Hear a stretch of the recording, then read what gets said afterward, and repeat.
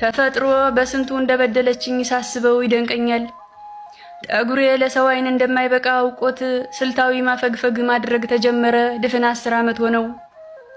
ልጅ እያለሁ እናቴ ተ15 ቀን አንዴ 2 ብር አስጨብጣ ጠጉሬን እንድበጀው ላቀች ዘንድ ትልከኝ ነበር።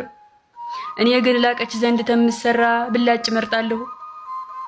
መትረየስ የሚያህለው ታፋዋ መሃል አስቀምጣኝ እንዳልነቃነቅ ጀሮና ጀሮዬን በጉልበቷ ትይዘኛለች። የፊቴ ቅርጽ ተበላሽቶ የቀረው በሌላ አይደለም፣ በላቀች ታፋ ምክንያት ነው። ግንባሬ ላይ ያሉትን አነስተኛና ጥቃቅን ጠጉሮች በዱሽ እጇ እየለቀመች የአይኔ ጅማት እስቲበጠስ ትስበኛለች። ለጠጉሬ ማፈግፈግና ለአይኔ መወደድ ተላቀች በላይ ተጠያቂ ማረገው አካል የለም።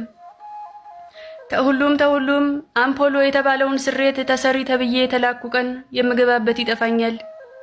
ላቀች ጠጉሬን ለሁለት እኩል ትከፍልና የፊተኛውን ሰርታ ስታበቃ ለኋለኛው እንዲያመቻት ፊቴና ዙራ አታፋዋ ስር ባፍንጫዬ ትደፋኛለች።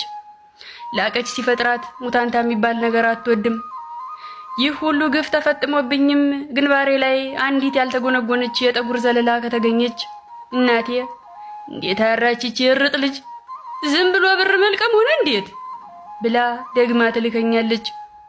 ላቀች እንደገና ታፋዋ ስር ደፍቃ አሳሬን ታበላኛለች። አሁን ድረስ ጠጉሬን አስይዤ የተነሳኋቸው ጉርድ ፎቶዎች ላይ ጾታዬ የማይለየው በሌላ አይደለም፣ በላቀች ታፋ ምክንያት ነው።